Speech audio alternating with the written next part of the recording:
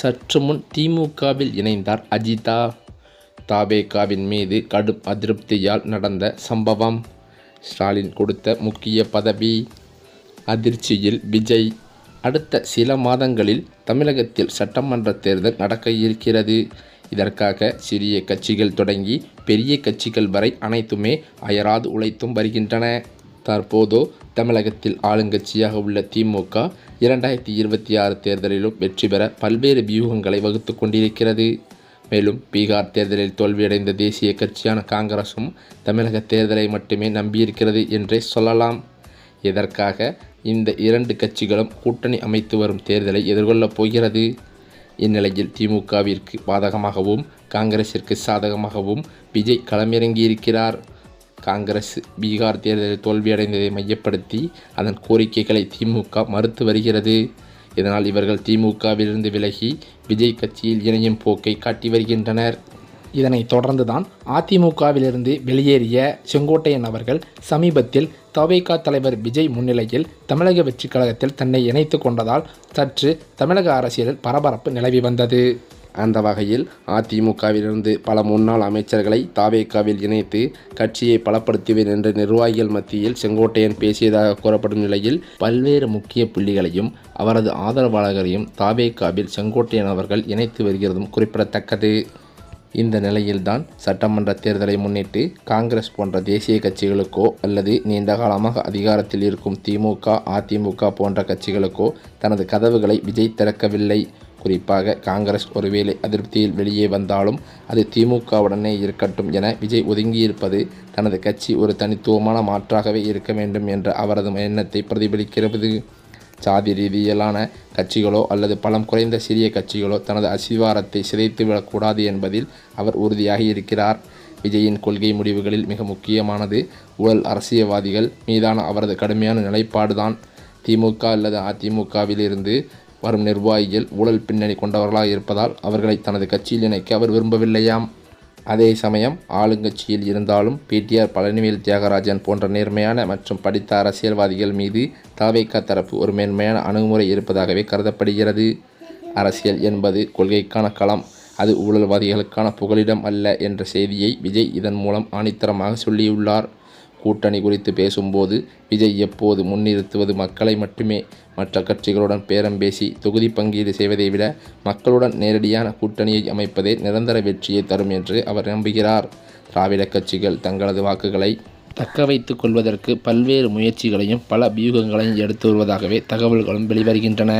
இதன் காரணத்தினால் வருகின்ற தேர்தலில் புதிய கட்சிகள் அனைத்துமே காணாமல் போவதற்கு கூட வாய்ப்பு இருக்கிறது என்று தேர்தல் கணிப்புகளும் தெரிவித்து வருகின்றன. இவைகளுக்கிடையில்தான் அதிமுகவிலிருந்து எடப்பாடியால் விரட்டப்பட்ட செங்கோட்டையன் அவர்கள் அதிக ஆதரவாளர்களுடன் தமிழக வெற்றிக் கழகத்தில் சமீபத்தில் வந்து விஜய் முன்னிலையில் இணைந்தது பரபரப்பை ஏற்படுத்தியது. இந்த நிலையில்தான் இந்த ஈரோட்டில் நடக்கும் பிரம்மாண்ட மக்கள் சந்திப்பு நிகழ்ச்சியில் விஜய் கட்சியில் இணைந்த செங்கோட்டையன் இணைந்த பிறகு நடக்கும் முதல் கூட்டம் என்பதால் கொங்கு மண்டலத்தில் தனது செல்வாக்கை காட்டும் வகையில் செங்கோட்டையன் பிரம்மாண்டமாக கூட்டத்தை ஏற்பாடு செய்திருக்கிறார். மேலும் அது மட்டுமில்லாமல் தனது செல்வாக்கை பயன்படுத்தி எடப்பாடியின் சொந்த ஊரான சேலம் மாவட்டத்தில் டிசம்பர் 30ஆம் தேதி செங்கோட்டையன் இதைவிட ஈரோட்டில் நடந்ததை விட மிக பிரம்மாண்டமான ஒரு மக்கள் சந்திப்பு நிகழ்ச்சியை நடத்த காட்டப்போகிறார் என்ற தகவல்களும் வெளியாகி வருகிறது. பிற கட்சிகளைச் சேர்ந்த முக்கிய நிர்வாகிகள், முன்னாள் அமைச்சர்கள் சிலர் விஜய் முன்னிலையில் தவேகாவில் இணையலாம் என்றும் சொல்லப்பட்டு வருகிறது. செங்கோட்டையன் இது பற்றிய அறிவிப்பை ரகசியமாக வைத்துள்ளதாகவும் கூறப்படுகிறது. செய்தியாளர்கள் அவரிடம் கேட்டபோது பொறுத்திருந்து பாருங்கள் என்று பதிலளித்துவிட்டு சென்று விட்டார். ஏற்கனவே அதிமுகவிலிருந்து பல முன்னாள் அமைச்சர்களை தவேகாவில் இணைத்து கட்சியை பலப்படுத்துவேன் என்று நிர்வாகிகள் மத்தியில் செங்கோட்டையன் கூறியதும் குறிப்பிடத்தக்கது. எனவே அதற்கான முயற்சிகளில் செங்கோட்டையன் ஈடுபட்டு வரும் நிலையில் இன்று சில முக்கிய பிரமுகர்கள் விஜய் முன்னிலையில் கட்சியில் இணையலாம் என்றும் சொல்லப்படுகிறது. அது மட்டுமின்றி இன்றைய கூட்டத்தில் விஜய் சில முக்கிய அறிவிப்புகளை வெளியிட வாய்ப்புள்ளதாகவும் சொல்லப்படுகிறது. கட்சித் தலைவர் விஜய் அமைதியாக அடுத்த கட்ட அரசியல் முன்னேற்றம் நோக்கி நகர்ந்து வருகிறார். தேர்தல் நெருங்கும் நிலையில் கட்சியின் முக்கியமான நடவடிக்கை தற்போது அரசியல் வட்டாரத்தில் பேசும் பொருளாகி இருக்கிறது. அதுதான் தமிழக வெற்றிக் கழக தேர்தல் ஆணையத்தால் இன்னும் அதிகாரப்பூர்வமாக அங்கீகரிக்கப்படவில்லை என்ற செய்தி பெரும் விவாதத்தை ஏற்படுத்தியது. ஆனால் அதற்கான காரணங்கள் வேறு என அறிந்தவர்கள் கூறுகின்றனர். இதே நேரத்தில் தேர்தல் நெருங்கி வருவதால் விஜய் தேர்தல் ஆணையத்தை நேரடியாக நாடியிருக்கிறார் என்றும் தமிழக வெற்றிக் கழக வட்டாரத்தில் தகவல்கள் வெளியாகியுள்ளது. திமுக, அதிமுக போன்ற அங்கீகரிக்கப்பட்ட கட்சிகளுக்கு முறையே உதயசூரியன் மற்றும் இரட்டை இலை போன்ற நிரந்தர சின்னங்கள் வழங்கப்பட்டுள்ளன.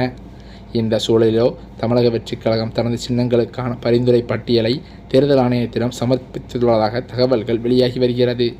விஜய் விரும்பி சமர்ப்பித்த சின்னங்களின் பட்டியலில் விசில், கால்பந்து, பேட்டு, வெச்சிக்கோப்பை, சிலிண்டர், லேப்டாப், பேனா போன்ற உள்ளிட்டவை இடம்பெற்றுள்ளது. தேர்தல் நெருங்கும் நிலையில் கட்சியின் அங்கீகாரம் மற்றும் சின்ன தேர்வு அரசியல் வட்டாரத்தில் புதிய ஆர்வத்தை உருவாக்கியிருக்கிறது. இந்த நிலையிலோ தேர்தல் ஆணையம் எவ்வாறு முடிவு செய்ய இருக்கிறது என்பது அரசியல் கணக்கில் முக்கியமான கட்டமாகவே பார்க்கப்பட்டு வருகிறது. இந்த நிலையில்தான் சேலத்திலிருந்து விஜயின் பரப்புரை மீண்டும் தொடங்கப்படும் என அக்கட்சி வட்டாரத்திலிருந்து தகவல்கள் வெளியாகியுள்ளது. புதுச்சேரியில் நடந்து முடிந்த நிலையில் தற்போது முன்னாள் அமைச்சர் செங்கோட்டையன் முன்னிலையில் டிசம்பர் 30ஆம் தேதியும் சேலத்தில் மாபெரும் மக்கள் சந்திப்பு நிகழ்ச்சியானது நடைபெற இருக்கிறது. அது இன்றைய தினம் காலை 11 மணி முதல் 1 மணி வரைக்குள் நடக்க வேண்டும் என்றும் காவல்துறை கண்காணிப்பு முன்னிலையில் நடவடிக்கைகளும் சொல்லப்பட்டுள்ளது. இவைகளுக்கிடையே முன்னெச்சரிக்கை நடவடிக்கையாக தவேகாவினருக்கு பல்வேறு அறிவுறுத்தல்களை அக்கட்சியின் பொதுச் செயலாளரான புஷி ஆனந்த் வெளியிட்டிருக்கிறாராம். புஷி ஆனந்த் நேற்று இது தொடர்பாக வெளியிட்டுள்ள அறிவுறுத்தலில் கர்ப்பிணி பெண்கள், கைக்குழந்தையுடன் இருக்கும் சகோதரிகள், முதியவர்கள், உடல்நலம் குன்றியோர், பள்ளி சிறுவர் சிறுமியர், மாற்றுத்திறனாளிகள் ஆகியோர் மக்கள் சந்திப்பு நிகழ்ச்சியில் கலந்து கொள்வதற்கு அனுமதி இல்லை என்று கூறியிருக்கிறாராம். அது மட்டுமில்லாமல் மக்கள் சந்திப்பு நிகழ்ச்சிக்கு வரும்போதும் நிகழ்ச்சியை முடித்துவிட்டு செல்லும் போதும் விஜய் வாகனத்தை இருசக்கர வாகனங்களிலோ அல்லது வேறு வாகனங்களிலோ பின்தொடர்வது, போக்குவரத்திற்கு இடையூறாக செயல்படுவது போன்ற செயல்களில் ஈடுபடுவதை அறவே தவிர்க்க வேண்டும் என்றும் கூறியிருக்கிறாராம். காவல்துறையின் வழிகாட்டு நெறிமுறைகளை பின்பற்றி விதிகளுக்கு உட்பட்டு நடந்து கொள்ள வேண்டும். போக்குவரத்து விதிகளை முழுமையாக பின்பற்ற வேண்டும். பட்டாசு வெடிக்கக்கூடாது என்பது பற்றிய பல அறிவுறுத்தல்களை விடுத்திருக்கிறார் புஷி ஆனந்த். இத்தகைய சூழ்நிலையில்தான் தவேகாவில் பல்வேறு நாட்களாக பிரச்சனையில் ஈடுபட்டிருக்கும், அதாவது மாவட்ட செயலாளர் பொறுப்புக்காக பல்வேறு பிரச்சனைகளை தூண்டி கொண்டிருக்கும் அஜிதா என்பவர் மீது கடும் நடவடிக்கை எடுப்பதற்காக தவேகா தலைவரான விஜய் ஆலோசனை நடத்தி வந்த நிலையில் அவர் தற்போது தவேகாவிலிருந்து முற்றிலுமாக விலகி இன்னும் 2 நாட்களில் ஸ்டாலினை நேரில் சந்தித்து திமுகவில் இணைய இருப்பதாக அதிர்ச்சி தகவல்கள் வெளியாகியுள்ளது. இந்த தகவலால் விஜய் அவர்களும் கடும் அதிருப்தியில் இருந்து வருவதாகவே சொல்லப்படுகிறது.